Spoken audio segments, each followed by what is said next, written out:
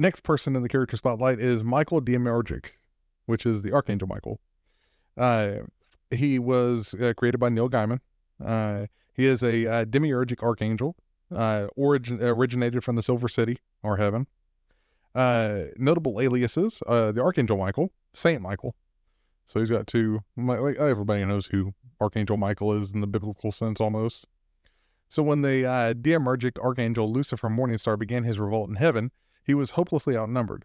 He was eventually defeated by his brother, demiurgic archangel Michael, who used the Demiurgos, God's power, to destroy his angelic forces. However, during the aftermath of the attack, a fallen angel named Sandalphon thrust his spear into Michael's back and took him captive into a pocket reality. Are you cold motherfucker? You backstabbing son of a bitch. There, Michael was chained to a very large pillar, where Sandalphon attempted to create a new generation of warrior angels. All angels are sterile, and thus their numbers are not easily repopulated. Wait. Wait. You didn't know that? No, like the way. So she started fucking the hell out of him? Yeah. How do you she's just running trains on this poor man. He's just like, please, no more. I really don't.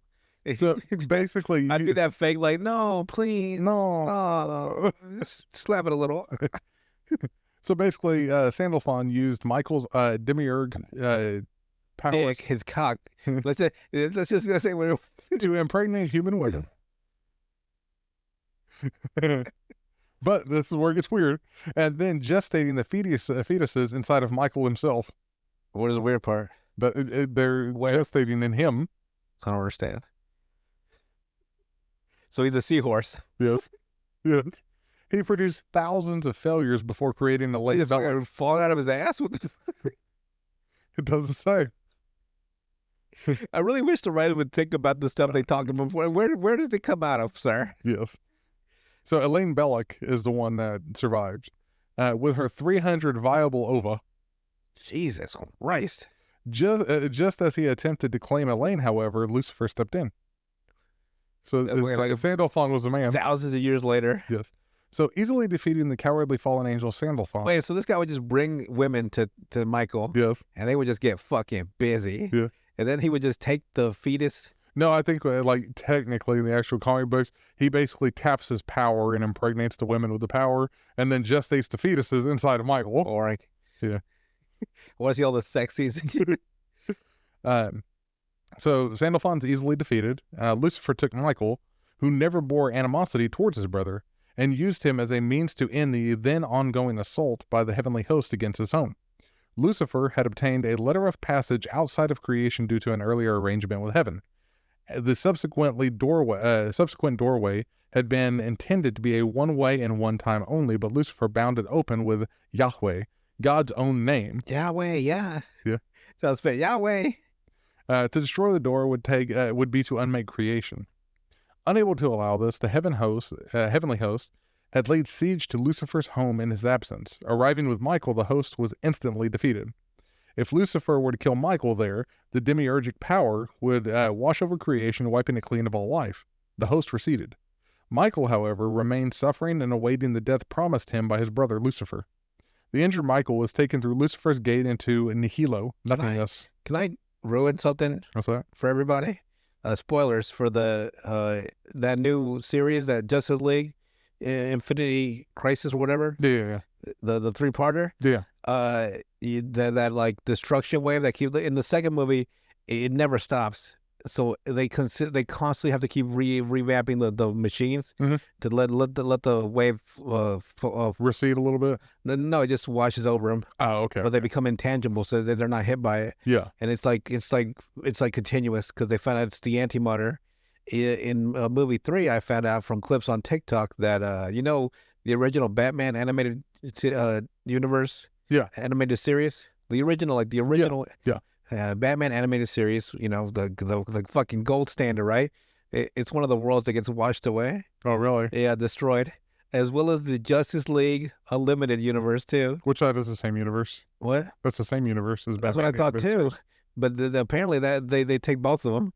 They're like separate, because like it's Hawkeye, it's a Hawk Girl from the Unlimited, and it's I know it's the Unlimited series because it's Hal Jordan, or not Hal Jordan, it's Jon Stewart, John Stewart. but with a bald head, because he had a bald head in the in Unlimited and not in the original Justice League.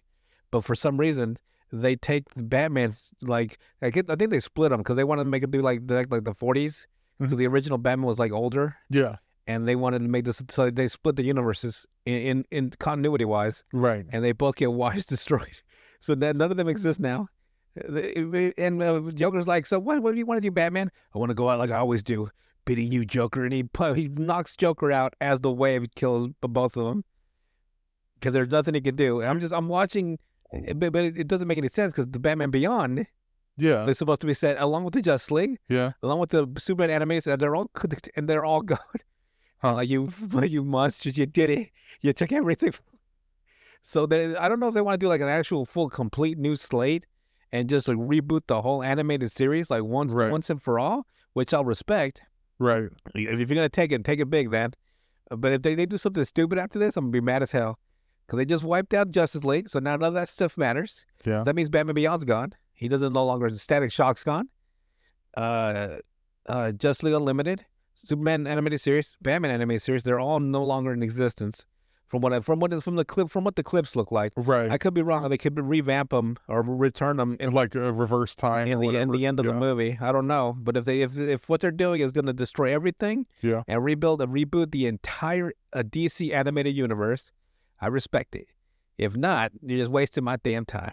And they probably wasted your time because if they took away Batman and the original Kevin Conroy Batman. And the fucking Mark Hamill, that was them. Them two fist fight on a roof when the fucking Wave runs over them. I'm like, okay, you kill them. You have fucking Hawkeye and Green Lantern making out like this is it, baby. And then the fucking Wave kiss them too. Okay. You're gonna destroy everything and have the heroes lose. Yeah. And then that means you're gonna reboot the whole series. Like every animated thing now becomes discontinuity or like all their continuities ended, basically. Yeah, uncannoned. Yeah. And they restart a new universe. Like this is a new DC animated universe, completely free from everything else that's ever been made. Right. Fucking Batman, Bold and the Brave, everything. And the Green Lantern shows, just everything. The fucking if they do that, I'll respect them for it. Like there's at least a little bit of respect to that because they're gonna do continuity. They're gonna do a brand new, and I will follow the brand new animated series from here on out. You know, all the Harley Quinn stuff is like out of canon because it's all cartoony stuff. Yeah. But we'll see if that's what the clips means to me. I could be dead wrong. It could be nothing, and they just fix it. Now there's only one timeline. The sacred timeline. Because they got fucking Jensen Ackles as another voice for Batman in the movie. Oh, really? Yeah, well, he's one of the ones that's like... Because he played Red Hood as well. Yeah, that's the weird part. In his, he never trained Dick Grayson. He gave him. He even says one of the like, "A good thing I gave him to the orphanage," or like he's like, no, because he's talking to a Robin, right? Because in their universe, Batman had died. Yeah. So he's like, it's like I guess I made the right choice when I put you to the orphanage. And I'm like, oh, that's cold-blooded, Batman. They start fucking having a fist fight. I would too. I say, yo, don't you ever say that about my dad. But we'll see. I'll keep an eye on it when the third one drops. It's still not on Max, and I'm not paying $30 to watch it on Amazon. Yeah, no. I can wait. Yeah. I got the patience of a monk and the cock of a porn star. I don't know what makes no fucking sense, but that's my life. We know what kind of genre you're going into. We know what kind of man. We know what kind of man you are. You ever seen that meme? It's from some Walking Dead, where the character Shane, played by John Bernthal. Yeah. I think he had killed somebody, and this old guy Dale knows he did, but he can't prove it. So he just looks at me like, I know what kind of man you are. And so it'll be like, the caption will be like, when your friend like screenshots some scene from a game, right? Like where the girls like moving this way, right? Yeah. Or like when they buy specific games that they know is like weird, like hentai porn games. Like, I know what kind of man you are. We'll put your picture. It's like, we know what kind of. Or like it'll be like the when you're like when I find my friend's like secret Skyrim nude file. So like the mods, right? So I know what kind of man you are.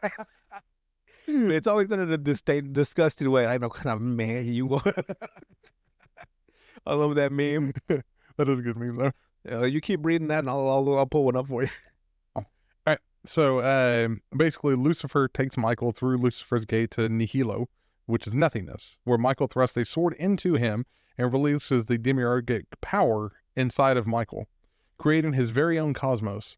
Having acquired the demiurgic power over this new cosmos, Lucifer reconstituted the archangel Michael after the event, but Michael refused Lucifer's offer to stand at his side. This is a theme throughout the cosmos, as the archangel Michael is always offered a form of partnership with his brother Lucifer, but often refuses. Michael is seen as a patient and kind, but not someone who will stand by and watch injustice and evil. Initially, he is stubborn and following the will of God, but later begins to have doubts, having been ejected from heaven for questioning God's wisdom and ordering the death of his daughter Elaine Belloc. He travels either alone or with the cherub Gaudium. Michael's half-human angel daughter Elaine Belloc plays a more prominent role as the Lucifer series continues. Initially guarded in her feelings for her, Michael begins to feel genuine affection and a love for her, which is compounded whenever Lucifer, having been nearly fatally injured by the Basanos, is given regeneration by the death sacrifice of Elaine. Events take a very serious turn after issue 50 whenever Fenris the Wolf attempts to destroy the world tree Yggdrasil and upset the balance of creation. Having been wounded very badly in his fight against the archangel Lucifer, acting against his own will, Michael tells the now revived Elaine that he loves her and wishes that he could have known her better, saying that she must be the holder of the Demiurgos power before he is allowed to die. Michael is one of the only two angels that Lucifer has respect for, the other being Duma, and is seen as the other side of the coin for Lucifer. The Morning Star himself says that each has what the other lacks. He is tall with very long blonde hair and has 2 white wings, and he is very powerful when moved whenever he's angry.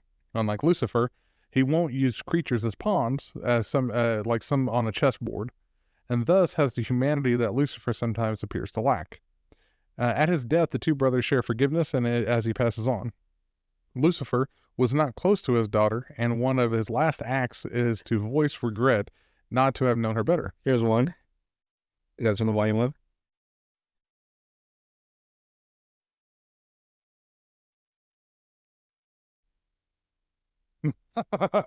I could already write what you know he's gonna do with those powers. Oh yeah, oh yeah, yeah, Yeah. he's gonna goon. Yeah. Real bad too. I know what kind of man. When he wants time stop and invisibility powers and all that. Yeah, you know. And mind control. And Mike, I know what kind of man you are. That's a good one though. I love those. So following his death, Elaine is just about able to absorb the power and is placed by Yahweh on the road to become the new ruler of creation. So Michael's power is known to be the only matched by his brother Lucifer and surpassed only by God. His greatest power is the demiurgic power that allows creation out of nothingness that is contained within him. Wielding it, Michael is able to defeat his brother Lucifer and banish him from heaven after his rebellion. He's like, just get out. Just leave. So basically, Michael can create stuff, Lucifer can mold it. Like the two of them together created the universe under the guidance of God.